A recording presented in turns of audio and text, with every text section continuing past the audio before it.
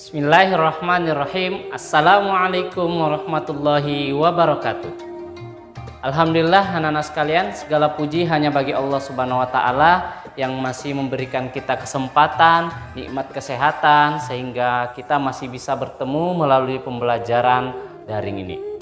Yang kedua adalah sholawat dan salam kepada Nabiullah Muhammad SAW, Rasul yang oleh Allah Subhanahu wa taala telah dijamin masuk surga, namun di dalam hidupnya beliau senantiasa berusaha semaksimal mungkin apa yang beliau miliki untuk memberikan segala waktu pengorbanan beliau untuk kejayaan Islam. Allahumma sholli ala Muhammad. Nah, anak-anak sekalian, bertemu lagi kita pada pembelajaran kali ini. Kali ini kita akan membahas materi baru. Materi baru kita adalah, ya betul, tentang Asmaul Husna. Tentunya kita sudah mengetahui bersama tentang Asmaul Husna. Namun mungkin lebih dalam nanti Bapak akan menyampaikan tentang Asmaul Husna.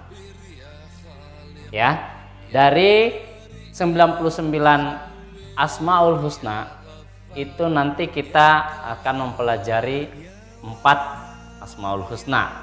Apa saja? Nanti kita akan mempelajarinya. Kita lanjut ya. Oke,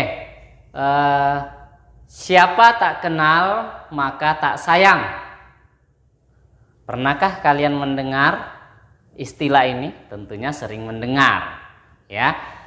Istilah ini sering muncul dalam pergaulan dan kehidupan kita sehari-hari. Kalian tentunya sering mendengar kan? Nah, istilah ini kita tarik dalam hubungan manusia kepada Sang Penciptanya. Dalam hubungan seorang makhluk atau yang diciptakan, itu hubungannya kepada Al-Khaliq, yaitu Sang Pencipta Allah Subhanahu wa taala. Nah, anak-anak sekalian, pernahkah kalian itu merasa sangat dekat dengan Allah Subhanahu wa taala, sehingga kok perasaan kita itu menjadi begitu tenang, ya? Namun sebaliknya, anak-anak sekalian, pernahkah juga kita merasa kayaknya jauh banget dari Allah Subhanahu wa taala, sehingga perasaan kita itu terasa kosong ya, terasa hampa. Nah, maka anak-anak sekalian, berbahagialah kita atau orang-orang yang hatinya senantiasa merasa dekat dengan Allah Subhanahu wa taala. Ya, orang-orang semacam ini itu akan merasakan ketenangan dan kebahagiaan dalam diri mereka semua. Ya, nah sebaliknya, jika seseorang hatinya itu merasa jauh dari Allah Subhanahu wa taala, maka yang terjadi adalah dia akan diliputi rasa kegelisahan, kekhawatiran yang sangat dalam karena merasa jauh dari Allah Subhanahu wa taala. Nah, semoga kita termasuk orang-orang yang senantiasa mendekatkan diri kepada Allah Subhanahu wa taala. Insyaallah. Tentunya nggak mudah ya bagaimana kita melatih atau bisa mendekatkan diri kepada Allah. Nah, agar kita bisa menjadi orang yang hatinya dekat kepada Allah Subhanahu wa taala, itu maka kita perlu belajar. Belajar bagaimana cara agar kita bisa dekat dengan Allah Subhanahu wa taala. Nah, bermacam-macam cara yang ditempuh oleh umat Islam, kaum muslimin, untuk bagaimana mendekatkan dirinya kepada Sang Penciptanya, yaitu Allah Subhanahu wa taala. Ada yang melalui jalan merenung, memikirkan tentang ciptaan Allah Subhanahu wa taala.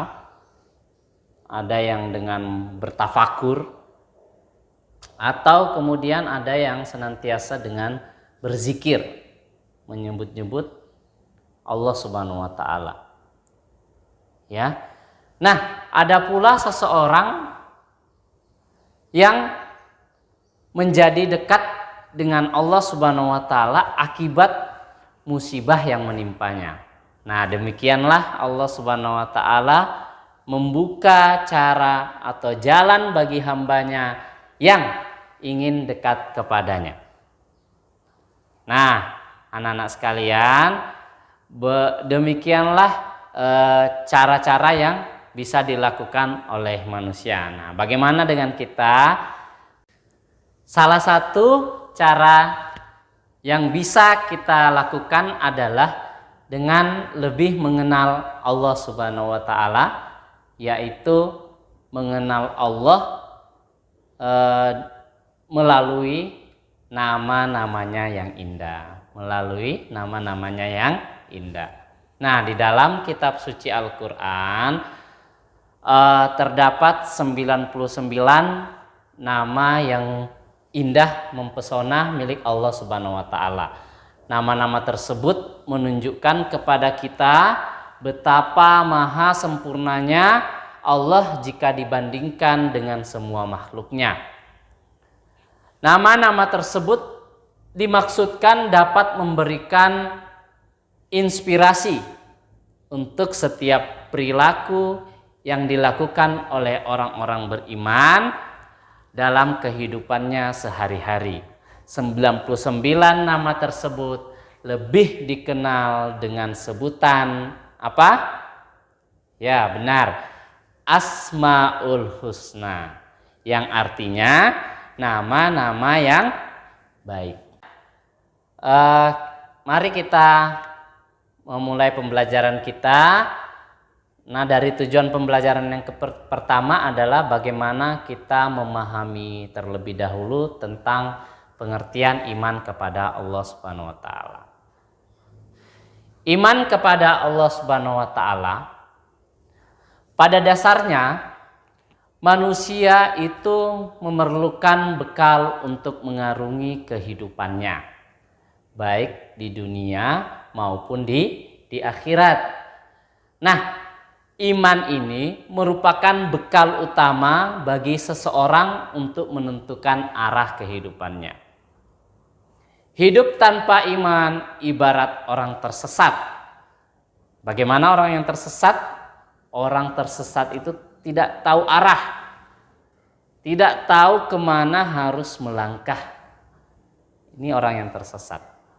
Nah, betapa pentingnya masalah keimanan ini, sehingga setiap muslim itu betul-betul harus memahami tentang hakikat iman, cara beriman, dan kepada siapa kita harus beriman. Satu lagu dari Raihan.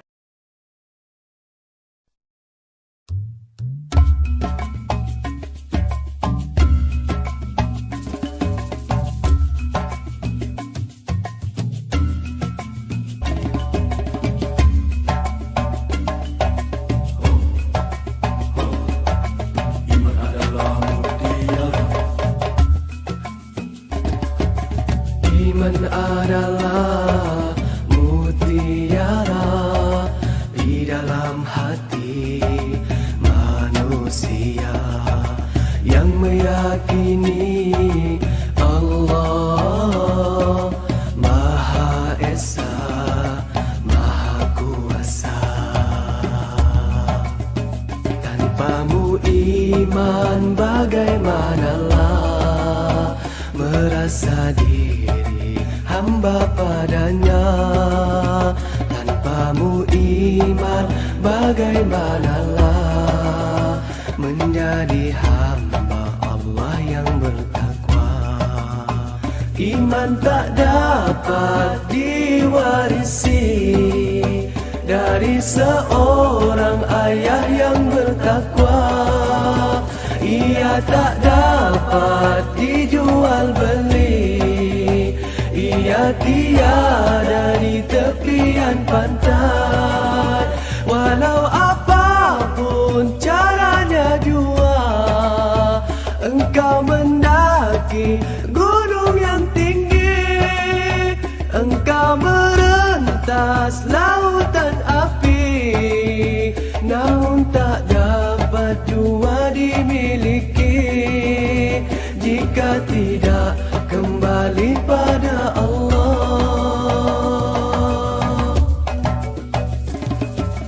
Iman adalah mutiara di dalam hati manusia yang meyakini Allah Maha Esa, Maha Kuasa.